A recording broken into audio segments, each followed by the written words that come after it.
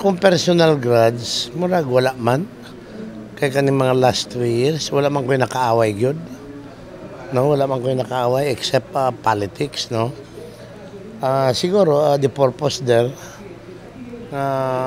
adlokon ko para dili ko makagawas og pangampanya. Ito ang pahayag ng Mayor ng Kiamba, Sarangani Province. Ayon kay Mayor Raul Danny Martinez na hindi siya natatakot sa ibinigay na regalo sa kanya. Isang pugot na ulo kasi ang nakita sa gilid ng daan noong Abril 19 sa Kiamba. Ayon sa Kiamba Municipal Police Station na nakalagay sa isang karton ang nasabing ulo na naaagnas na at mabaho. May note na nakalagay rito na regalo ko sa iyo, Mayor Danny Martinez. Susunod ka, pati mga aso mo. Wala pa rin umano silang natutumbok na motibo rito, pero si Mayor Martinez naniniwalang konektado ito sa politika. Sa ngayon, nagagather pa ng yung mga intel natin kung ano talaga yung motibo ng nangyari na to. Umamin rin ang nasabing mayor na nakakatanggap siya ng mga death threats.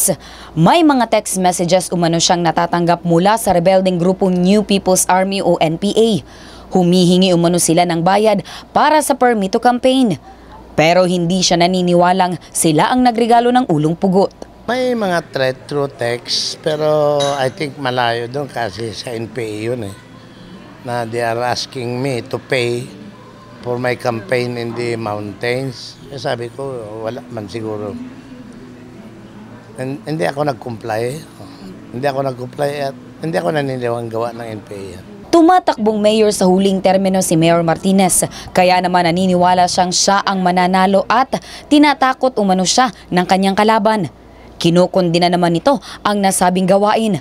Ayon sa kanya, hindi siya natatakot at ito'y challenge para sa kanya. Well, supposedly because last term naman ako, di naman ako mangampanya. Kasi sure winner man ko Tungod na ako'y performance, wala ko nasakitan nga tao. Fair tanan akong treatment sa tri-people. So, na-challenge ko.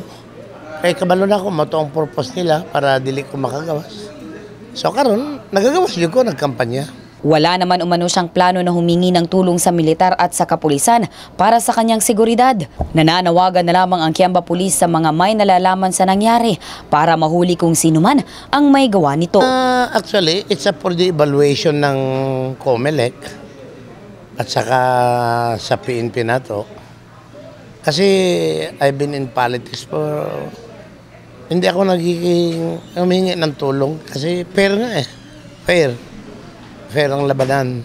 Ang ulong pugot ay nakilala na umano sa pangalang Jojo Villegas at nasa isang punerarya ito sa nasabing lugar. Inaantay na lamang ang mga kamag-anak nito para mailibing na. Abby Lorenzo, Brigada News.